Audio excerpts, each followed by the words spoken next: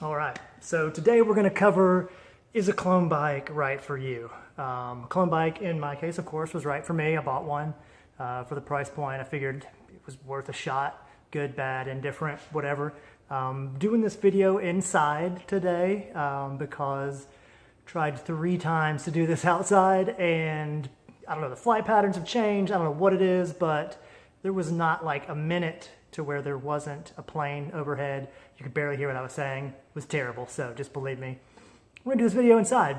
So, bought an Icebear Mini Monster 125, you know, your average Grom clone, ton of fun. So, is it the right bike for you though? My decision-making process was pretty simple. Wanted a bike that was going to be easy to mod to make fast. It's kind of tough to do with the Grom, with the fuel injection. They are way more expensive to make fast than some of the older style or older technology carb bikes. So that's where we're at.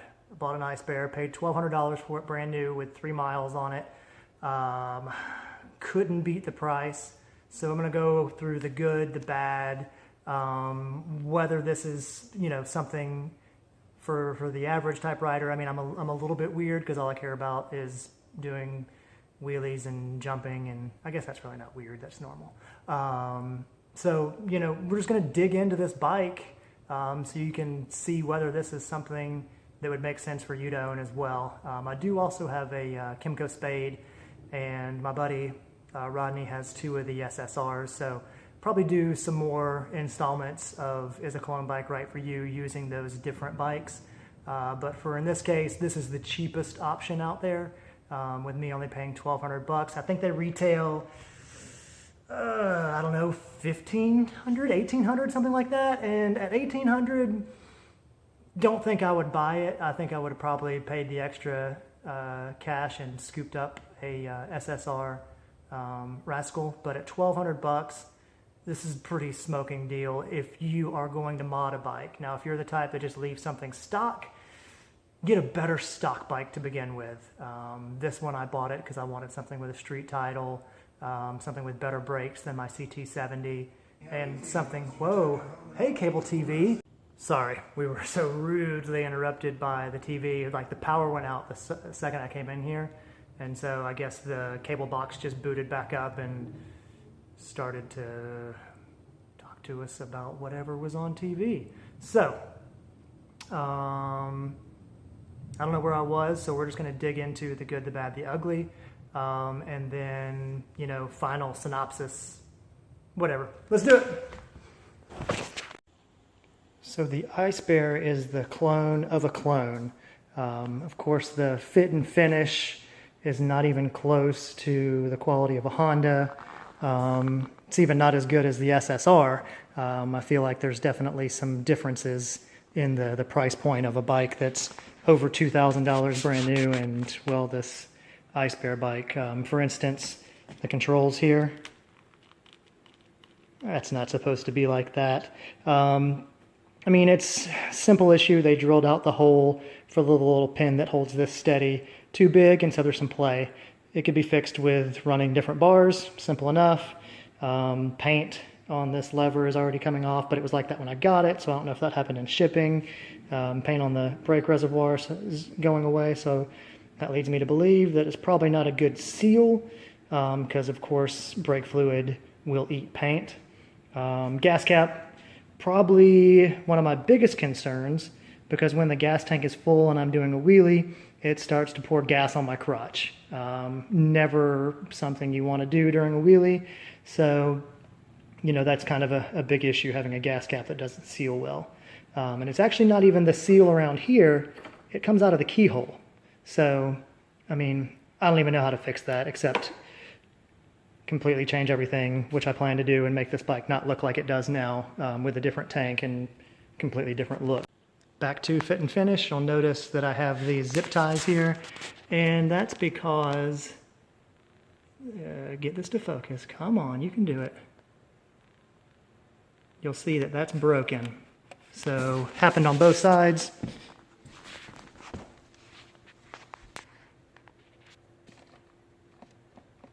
and that's just cheap plastic.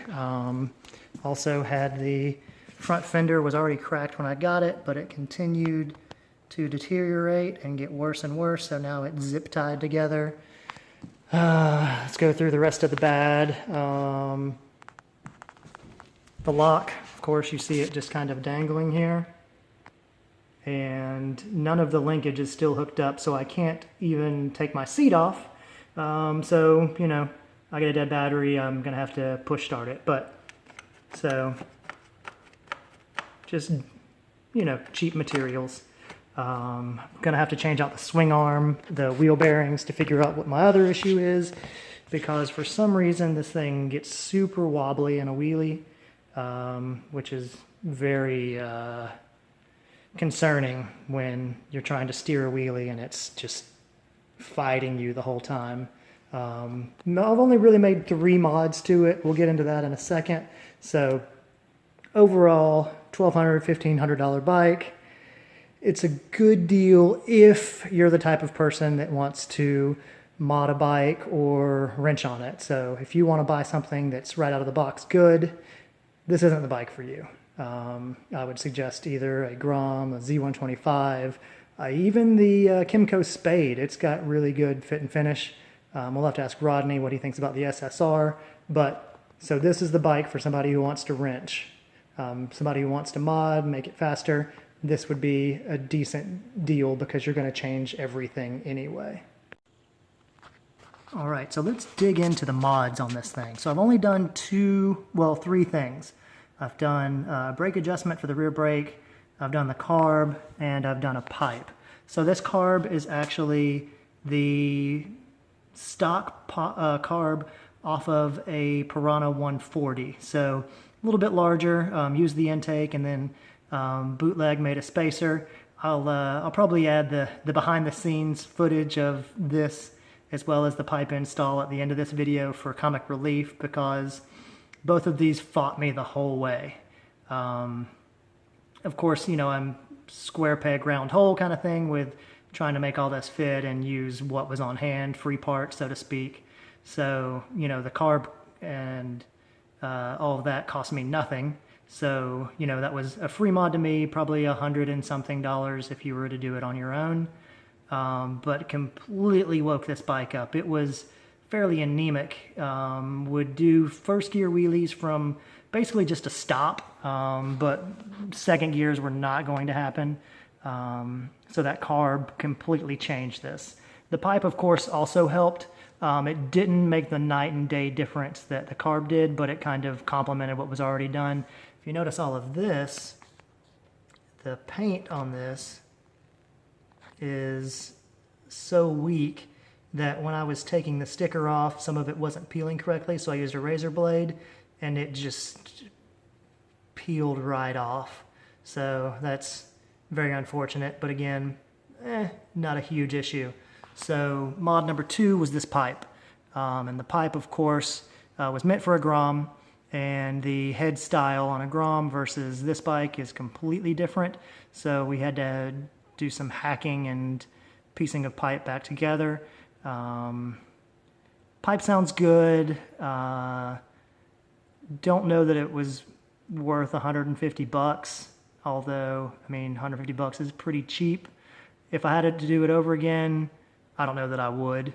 So you'll see back here, there's a little bungee cord holding the pipe right now. Of course, since this was meant for a Grom, none of the mounting stuff worked right either. So I had a bracket here that was holding the pipe, but the hardware that came with it came loose, and I lost it on the street somewhere, so a quick fix to get home was a little bungee. So I got to go back to the drawing board and figure out how to mount this pipe.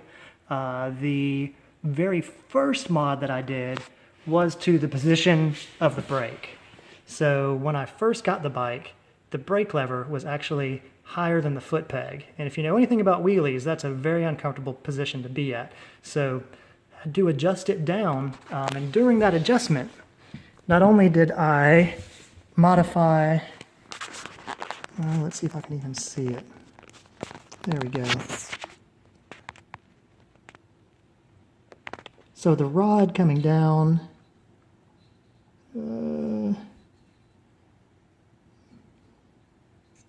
right there, was too long and was hitting here.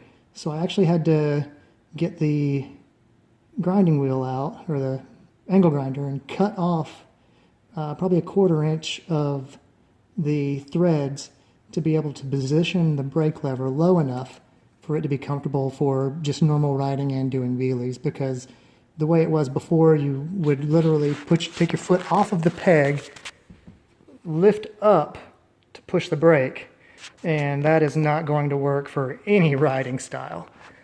So those are the 3 mods, and what that will net you is a clone bike that can clutch up 2nd gear wheelies from a seated position, and clutch up 3rd gear wheelies if you're standing on the rear peg with your other foot on the front peg for the brake.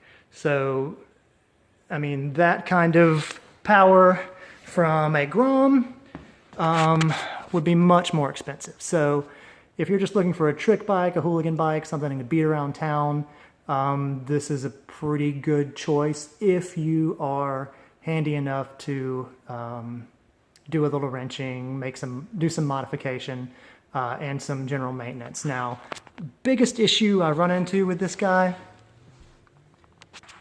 is right down there. So if you'll notice, there's no bolt in there for the bottom engine mount.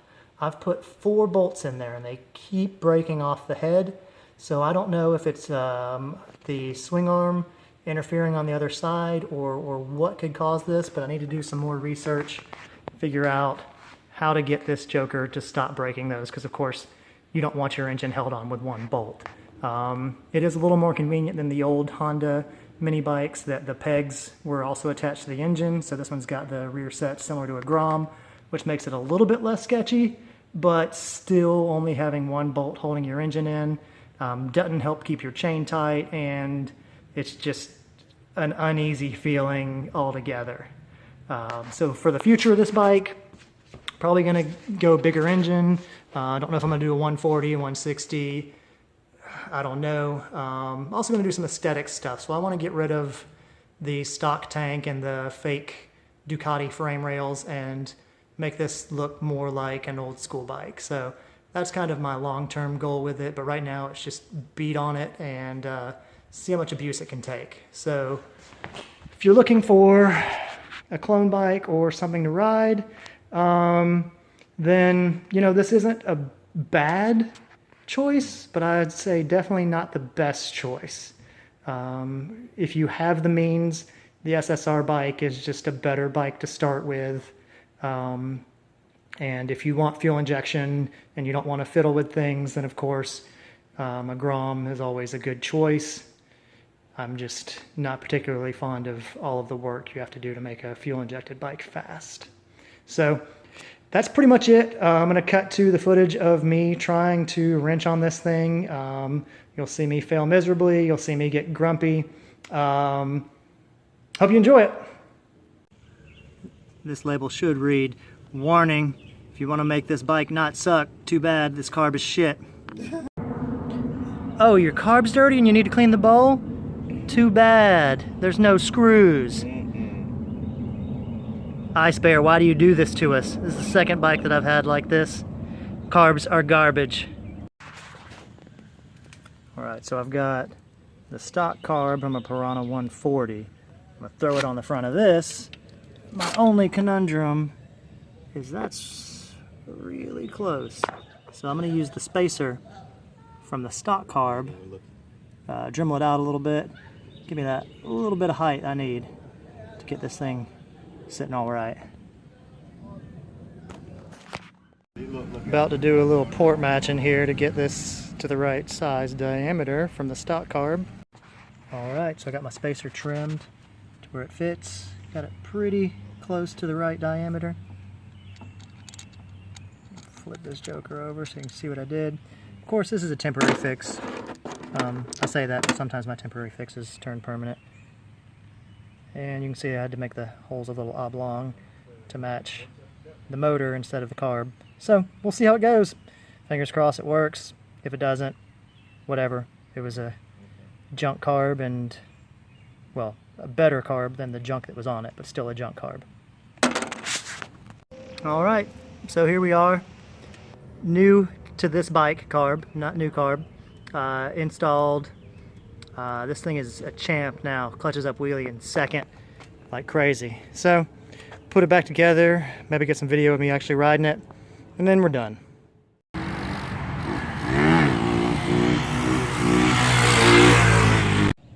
For exhaust, I bought the second cheapest system that was for sale on Amazon. There's your brand. They even give you a little sticker to put on your can wherever you want. I'll probably not do that. But it's also got this silly little baffle in there. So that thing's definitely got to come out. One little Allen and we'll be to freedom. So give me another minute, I'll have this in here and we will continue our quest to make a clone bike not suck.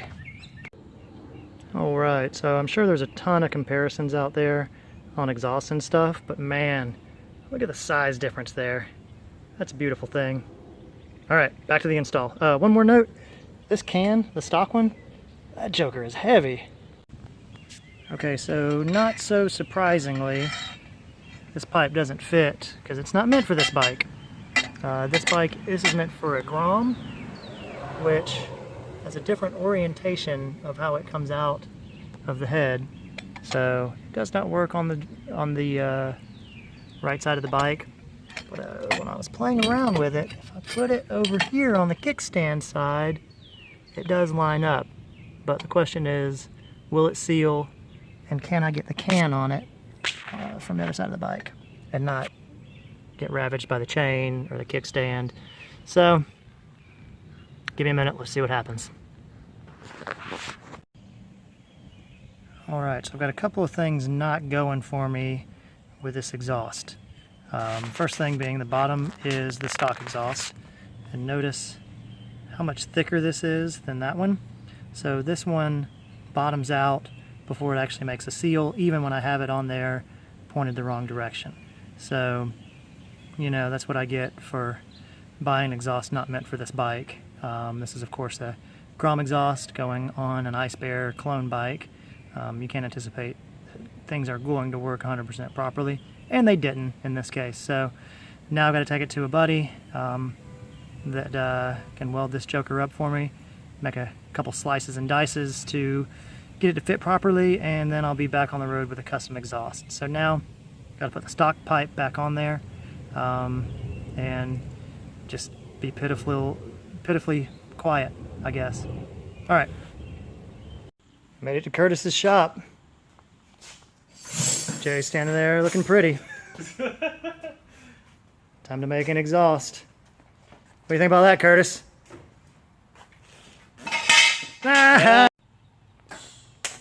Oh, that didn't sound good.